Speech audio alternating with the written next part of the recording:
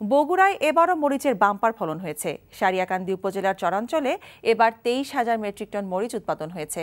বাজারে দাম ভালো থাকায় খুশি কৃষক। এমদাদুল হকের ক্যামেরায় বগুড়া থেকে আতিকুর রহমান সোহাগের পাঠানো রিপোর্ট। কৃষক ক্ষেত থেকে কাঁচা মরিচ তুলে রোদে শুকিয়ে তা বিক্রির জন্য প্রস্তুত করছে।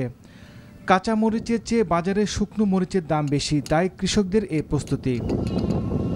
গুণগত মান ভালো থাকায় দেশের নামি দামি কোম্পানিগুলো এখানকার উৎপাদিত মরিচ কিনে নিয়ে যায়, তাই কৃষকদের চোখে এখন শুধুই দিন বদলের স্বপ্ন।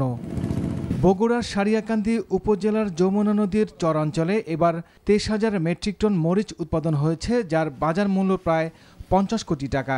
সকাল থেকে বিকাল পর্যন্ত তুললে কেউ 200 পায়, কেউ 100 পায়, কেউ 50 পায়। আমরা কিনতেছি 1200 টাকা আর শুট 6,000 টাকা, 5,500 এরকম বেচতেছি। আবহাওয়া অনুকূলে থাকায় এবার মরিচের ফলন ভালো হয়েছে বলে জানান এই কৃষি কর্মকর্তা। 32,000 মেট্রিক টন আমাদের লক্ষ্যমাত্রা ছিল। এবার মরিচের প্রায় 40,000 মেট্রিক টন মরিচ উৎপাদিত হবে এবং এত ভালো মরিচ হয়েছে যে কৃষকরা মরিচের দামও পেয়েছে, বাজারে মরিচের দামও বেশি এবং আমি মনে করি কৃষকরা মরিচ আবাদ করে প্রচুর লাভবান হয়েছে। ফলন ভালো এবং লাভ হওয়ায় দিন দিন বাড়ছে সারিয়াকান্দি উপজেলার চরাঞ্চলে মরিচের আবাদ।